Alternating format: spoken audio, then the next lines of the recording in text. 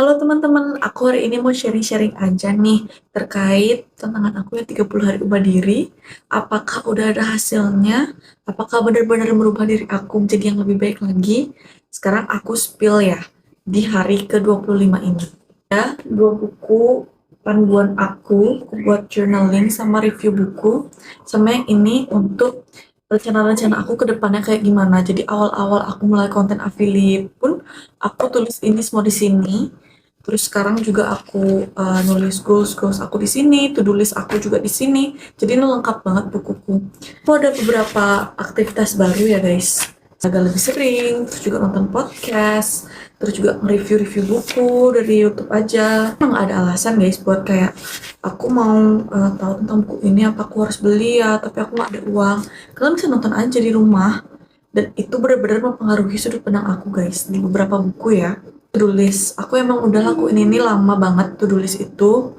Cuman sempet berhenti di 2 tahun terakhir karena aku lebih fokus ke sekolah. Kalau misalkan kita buat to-do list itu, hidup kita jadi lebih teratur dong. Karena kita tahu selanjutnya kita mau ngapain dan tidur harus langsung rapiin tempat tidur. Karena kalau misalkan ya mata itu berat segala macam, tapi kalau kita udah rapiin tempat tidur, itu hawa-hawa pengen rebahan tuh nggak ada guys. Apa aku masukin agenda take content affiliate karena 15 orang yang beli produkku. Dan itu akhirnya aku pecah telur karena ada beberapa brand-brand yang nyantol di aku, baru 3 brand. Itu semua karena tantangan ini jadinya aku konsisten ngupload entah tantangan ini atau tips-tips yang lain. Belajar bahasa itu biasanya aku belajar dari pas aku nonton review-review buku. Jadi aku sengaja cari review-review buku itu yang bahasa Inggris, atau kalian bisa cari audiobook aja. Itu tergantung juga sama goals kalian ya. Terus di writing, aku juga setiap nulis journaling review buku itu pakai bahasa Inggris. Aku mendengarkan review buku ya. Buku itu melatih yang pertama listening kita kan. Terus misalkan kalian belum terlalu mengerti nih apa yang diomongin, kalian bisa pakai subtitlenya aja dan itu melatih reading kita.